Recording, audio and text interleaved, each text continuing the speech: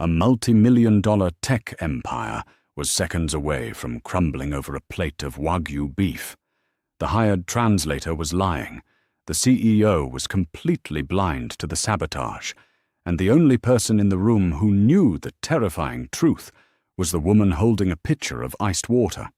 The private dining room at L'Etoile, Manhattan's most unapologetically exclusive French restaurant, was designed to be a fortress of discretion.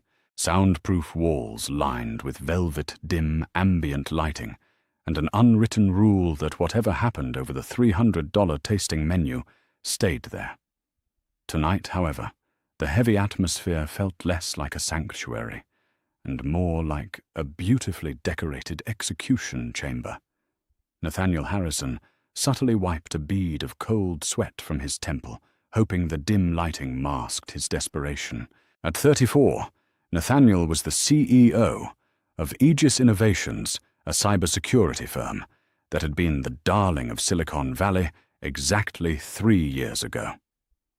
Now, thanks to a catastrophic supply chain failure and a brutal smear campaign led by his chief rival, Dominic Mercer, Aegis was bleeding capital.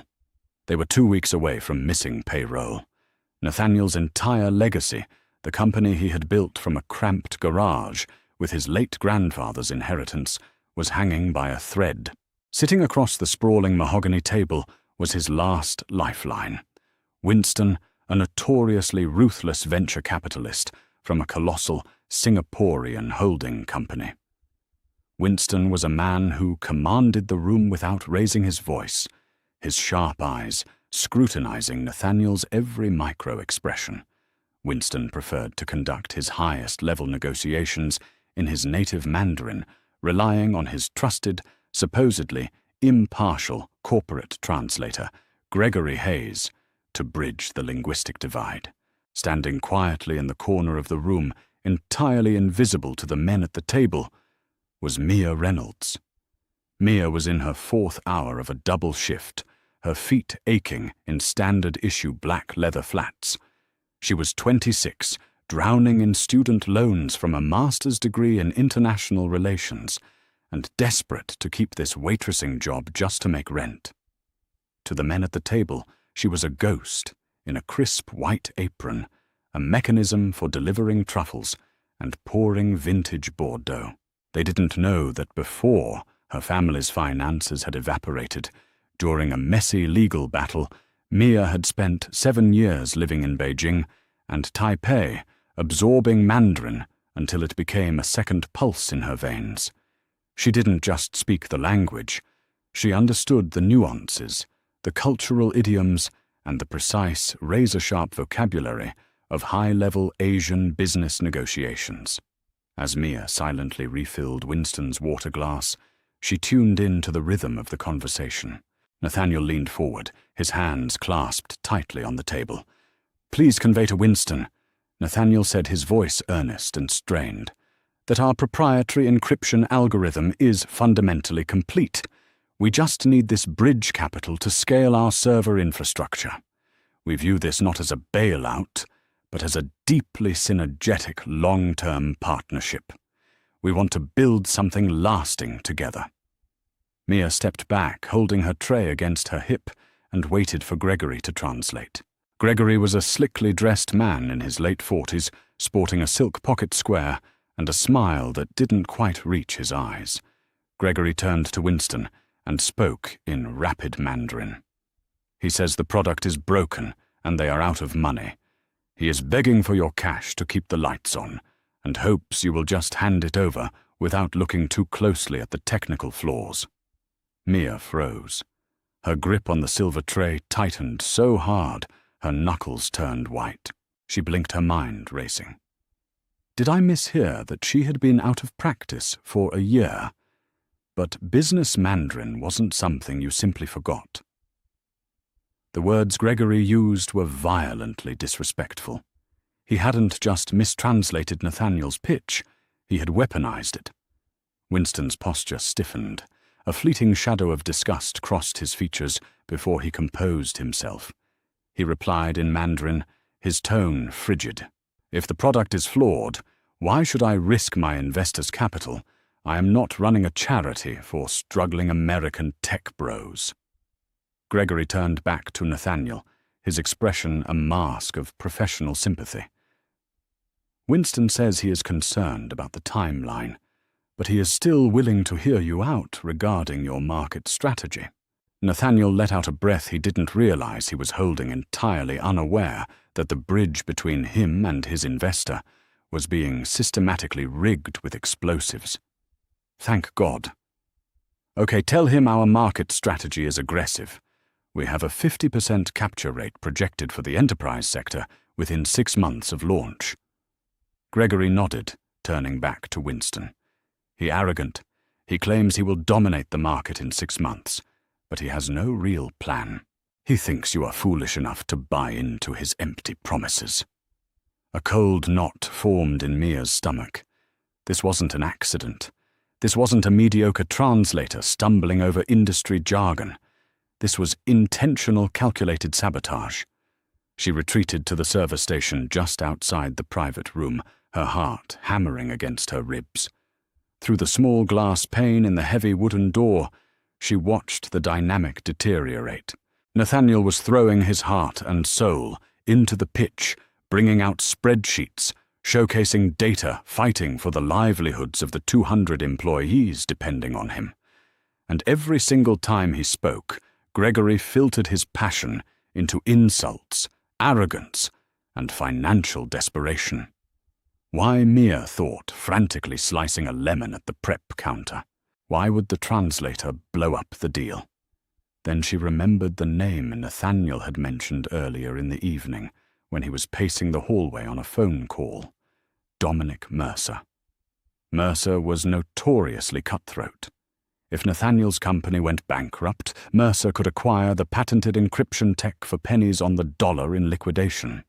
It didn't take a genius to realize Gregory's pockets were likely being heavily lined by Mercer's firm. Mia looked at the clock. It was 8:45 p.m. Her manager, a terrifyingly strict man named Oliver, walked past and snapped his fingers at her. "Reynolds, Table 4 needs their check and the VIP room is ready for the main course. Stop daydreaming. You know the rules, Silent Service. Do not speak unless spoken to or you're fired." "Yes, Oliver," Mia whispered, picking up her serving tray. She needed this job.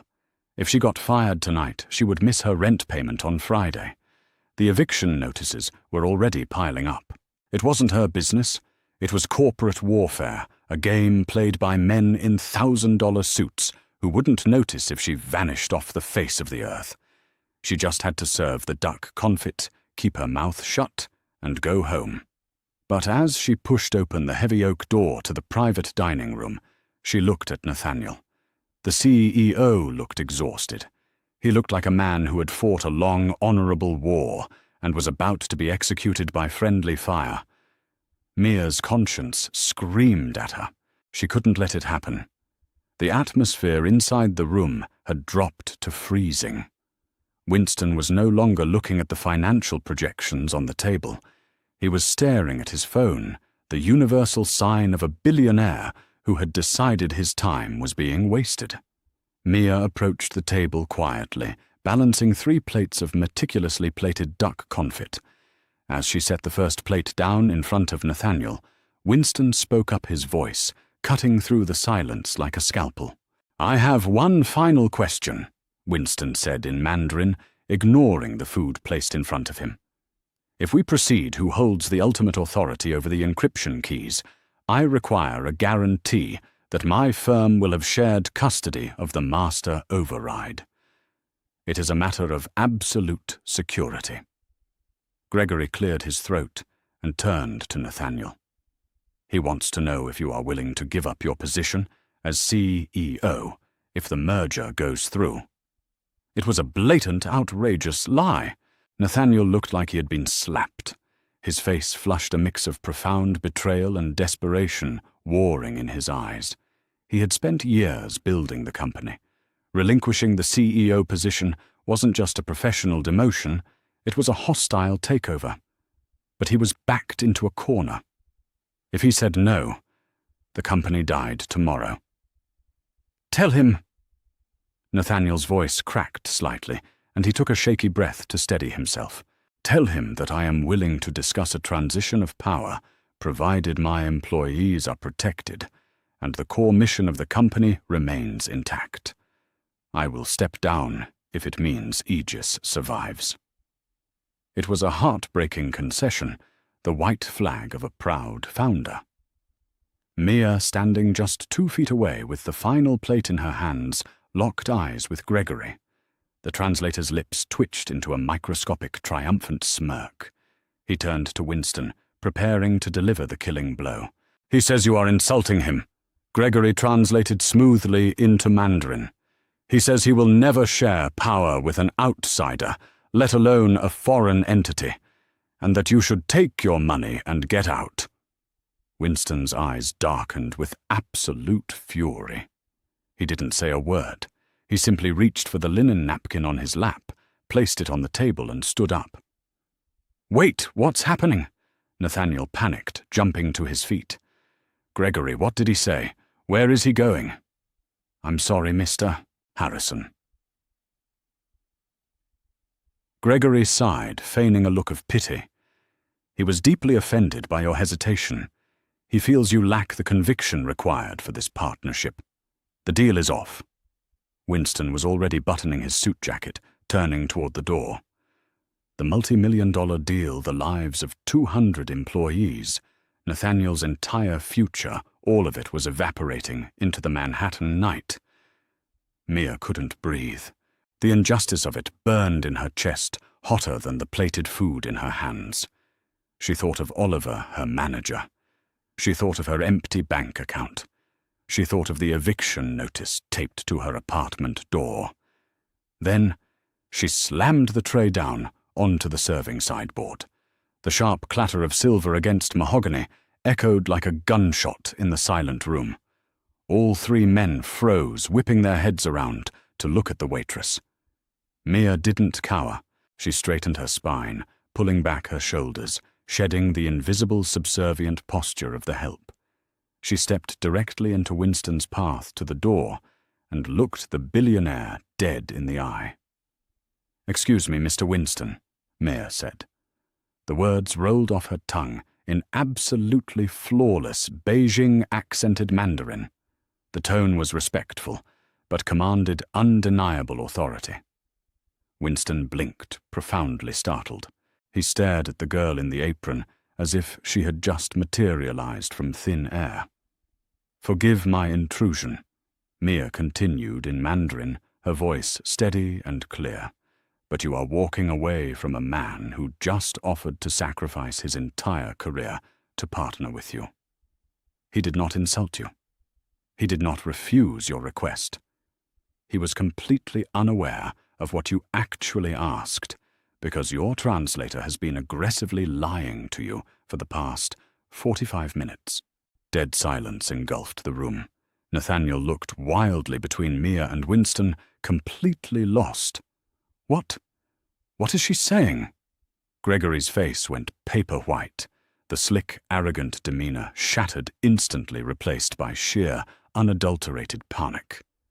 She's a crazy waitress, Gregory stammered in English, lunging forward to grab Mia's arm. Get out of here, I'm calling the manager. Mia easily sidestepped Gregory's grasp. She didn't break eye contact with Winston. Your question was about the shared custody of the encryption keys, Mia said in Mandarin, speaking rapidly so Gregory couldn't interrupt. This man, she pointed sharply at Gregory, told Mr. Harrison that you were demanding he resign as CEO immediately. And despite that horrific demand, Mr. Harrison agreed because he cares more about his employees than his own ego.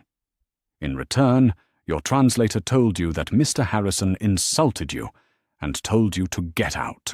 Winston's gaze slowly shifted from Mia to Gregory. The billionaire's eyes were like chips of black ice. Mr. Winston, do not listen to her, Gregory pleaded, switching to Mandarin, sweat visibly pouring down his forehead.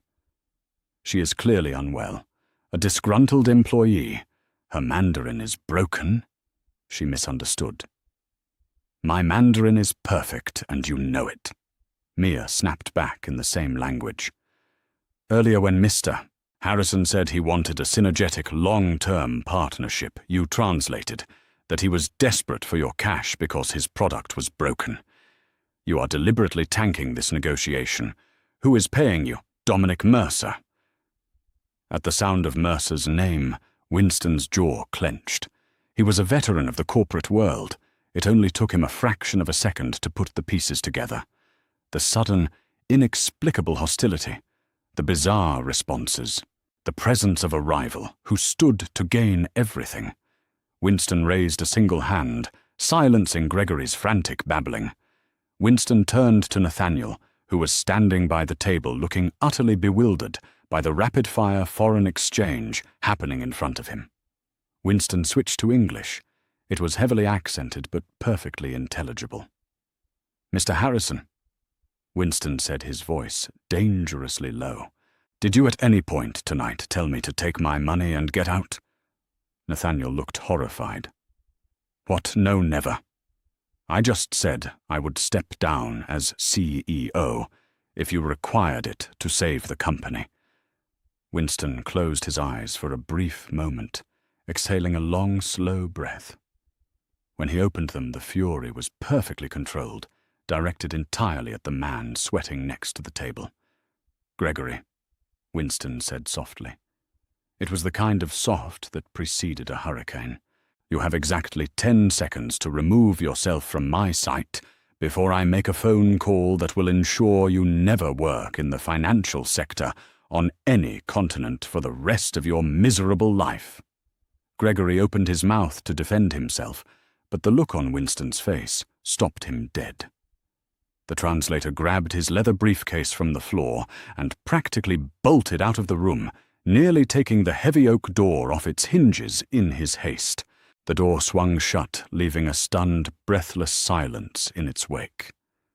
Nathaniel sank slowly back into his chair, the adrenaline draining from his body. He looked at Mia, running a hand through his hair. I don't understand. Who are you?" Before Mia could answer, the door flew open again. It was Oliver, the restaurant manager. His face flushed with anger. He marched straight toward Mia. "Reynolds, what did you do?" "The translator just ran out through the lobby, shouting about you. That's it. You're done. Pack your locker. You are fired." Mia swallowed hard, the reality of her situation crashing back down on her. She had saved the multi-million-dollar deal, but she had just lost the only thing keeping a roof over her head. She untied her apron, her hands shaking slightly, and prepared to walk out. "Excuse me," a booming voice echoed. Oliver stopped mid-rant, turning to Winston with an obsequious, groveling smile. "Sir, I am so deeply sorry for this disruption. I assure you this waitress will never—" "Shut up!" Winston commanded, not even looking at the manager. He gestured to the empty chair where his treacherous translator had just been sitting. Winston looked at Mia, an undeniable spark of respect lighting up his features. "Miss," Winston said, gesturing to the chair, "please sit down. We have a deal to negotiate, and we find ourselves in desperate need of a reliable translator." Oliver stood paralyzed, his mouth opening and closing like a suffocating fish. The power dynamic in the private dining room had shifted so violently he couldn't process it. He looked from Winston's icy glare to Mia, who was still holding her discarded apron. "Sir," Oliver stammered, his voice trembling. "She is not bonded. She is a waitress. It is a severe violation of restaurant policy to allow staff to fraternize." Winston did not raise his voice, but the sheer weight of his authority crushed the manager's protests. "If you do not leave this room in 3 seconds, I will buy this restaurant tomorrow morning, just to have the pleasure of firing you personally. Get out." Oliver fled, the heavy oak door clicking shut behind him. The silence returned, but this time it was not the suffocating silence of deceit. It was the breathless quiet of a massive paradigm shift. Mia stepped forward, her heart hammering a frantic rhythm against her ribs. She placed her apron on the serving sideboard and walked over to the mahogany table. She pulled out the leather chair, recently vacated by the treacherous Gregory, and sat down.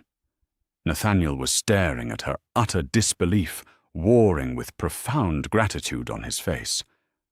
"I owe you my company," he said, his voice thick with emotion. "I owe you everything. I thought I was losing my mind." Mia offered a small professional smile, channeling the diplomatic training she hadn't used in years. "You were being played, Mr. Harrison. Gregory was filtering your passion into desperation, and your concessions into insults. It was a textbook sabotage tactic." Winston poured a measure of vintage Bordeaux into a fresh glass and slid it across the table toward Mia.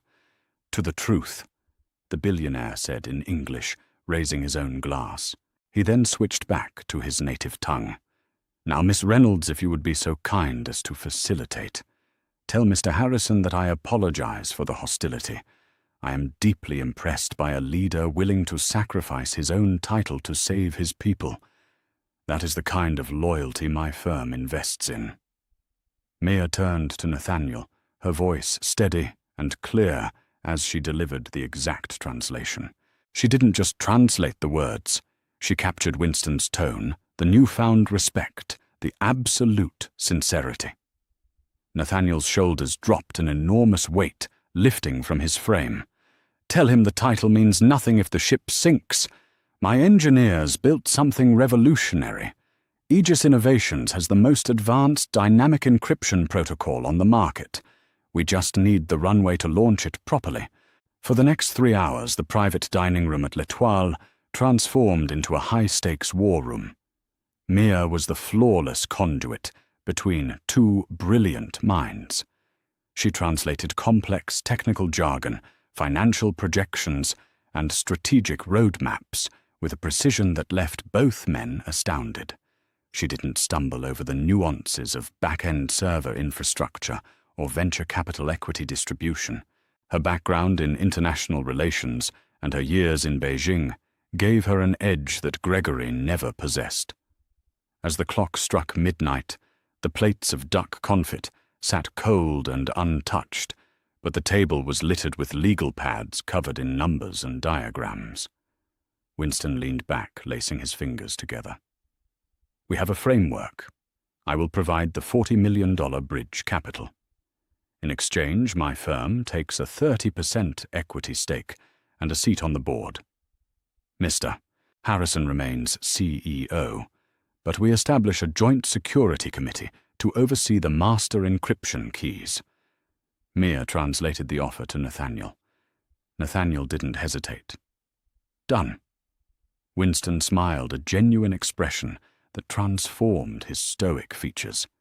He reached across the table, extending his hand. Nathaniel met him halfway in a firm, solid handshake. The deal was saved. The company was saved. Winston stood up, buttoning his suit jacket. "Mr. Harrison, I will have my legal team draft the preliminary paperwork by morning, but before I depart, I must address a critical liability." He turned his sharp gaze toward Mia. "Miss Reynolds, Gregory's betrayal proves that Dominic Mercer is terrified of your technology. Mercer knew he couldn't beat you in the market, so he tried to assassinate you in the boardroom. He will try again." Mia translated for Nathaniel, who frowned, his jaw tightening. "Mercer plays dirty. He's been spreading rumors that our code is unstable to scare off domestic investors. That's why I had to look overseas. Mercer assumes he has won." Winston noted in Mandarin a predatory glint in his eye. "Gregory has surely called him by now to report the deal fell apart. We will use that arrogance against him. We will keep this partnership absolutely confidential until the ink is dry. Let Mercer overextend himself, thinking you are bankrupt. When we announce the merger, his stock will plummet." Mia relayed the strategy. Nathaniel's eyes lit up with fierce determination. "A trap. I love it. Winston nodded respectfully to Mia. You have done us a great service tonight, Miss Reynolds. You are entirely too overqualified to be pouring water. Good evening. With that, the billionaire swept out of the room. Mia was left alone in the room with Nathaniel. The adrenaline was finally beginning to ebb, leaving behind a bone-deep exhaustion. She looked at the cold food, the empty wine glasses, and the discarded apron on the sideboard. Reality was creeping back in. She had saved Aegis Innovations, but she was still unemployed, broke and facing eviction. She stood up her legs, feeling like lead. Well, Mr. Harrison, congratulations. I'm glad I could help. Nathaniel stood up quickly, rounding the table to stop her. Wait, please, you can't just leave. You saved my life's work tonight. I don't even know how to begin compensating you for this. Mia offered a tired smile. Just leave a good tip on the way out. My manager fired me about 2 hours ago, but I think I can still claim the gratuity. Nathaniel stared at her horrified. Fired because you stepped in. Because I broke the silent service rule, Mia corrected gently. It's fine. It was worth it. No, it's not fine. Nathaniel said, his voice firm. Mia, what is your background? You understood the tech jargon perfectly. You didn't just translate, you negotiated. You anticipated Winston's concerns before he even voiced them. I have a master's in international relations, Mia admitted, crossing her arms defensively. I lived in Asia for 7 years. I specialized in cross-cultural corporate communications.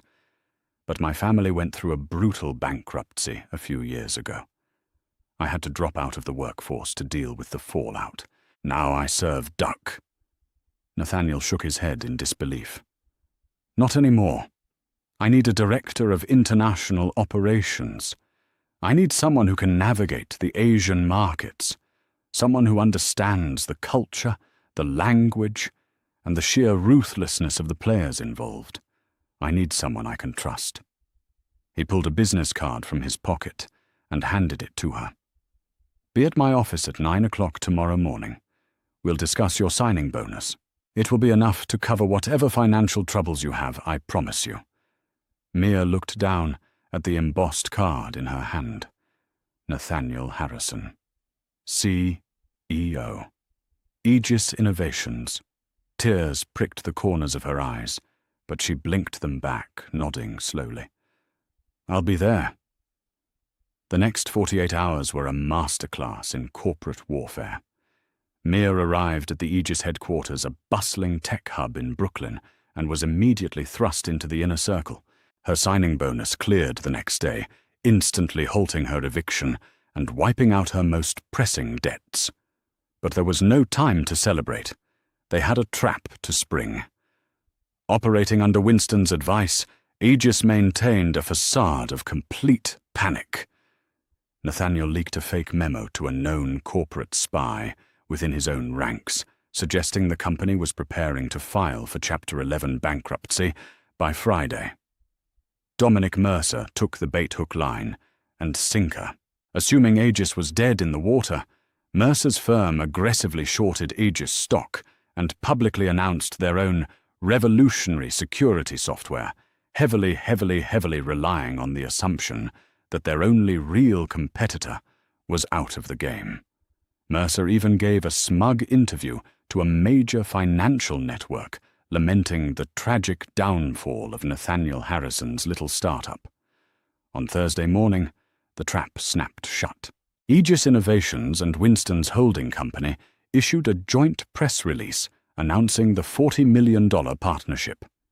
They didn't just announce the funding. They dropped the bombshell that Aegis's encryption protocol was fully operational and had already been integrated into Winston's massive Asian infrastructure network. The financial world exploded. Mercer's firm was caught completely exposed. Their aggressive short-selling strategy backfired catastrophically. Within hours, Mercer's stock tanked by 22%. Panic set in, as investors realized Mercer's new software was entirely inferior to the fully funded, fully operational Aegis protocol. Mia sat in her new glass-walled office overlooking the Brooklyn skyline, watching the financial news networks cover the bloodbath. Nathaniel walked in, holding 2 cups of coffee. He looked completely revitalized, the dark circles under his eyes replaced by a triumphant energy. "Mercer just called my private line," Nathaniel said, handing her a coffee. He was screaming, threatening lawsuits, claiming insider trading, the whole works. I just let him yell, and then I asked him to pass my regards to Gregory. Mia laughed, taking a sip of the coffee. Gregory is probably halfway to Antarctica by now. Winston's legal team is ruthless. He got exactly what he deserved, Nathaniel said, his expression sobering as he looked at Mia. And so did we. We wouldn't be here without you, Mia. You didn't just translate a meeting. You completely changed the trajectory of this company. You fought for us when you had no reason to. Mia looked out at the city, the afternoon sun reflecting off the skyscrapers. Just 3 days ago, she was a ghost in a white apron, terrified of an eviction notice, invisible to the men making multi-million-dollar decisions around her. Now she was one of those decision-makers. I just hated the silence, Mia said softly. Gregory was using the silence between you two as a weapon. I just decided it was time to make some noise. Nathaniel smiled, raising his coffee cup in a mock toast. Well, Director Reynolds, let's keep making noise. The waitress, who had been explicitly told to remain silent, had spoken up, and in doing so, she had not only saved a tech empire from ruin, but had also rewritten the script of her own life. The glass ceiling hadn't just been broken, it had been shattered by a silver tray and perfect Mandarin. The truth can be hidden, but it only takes one brave voice to shatter a $1 million lie. Maya risked everything to stop corporate sabotage, proving that the most invisible person in the room often holds the most power. If this intense, real-life drama kept you on the edge of your seat, hit that like button, share this story with your friends, and subscribe for more thrilling tales.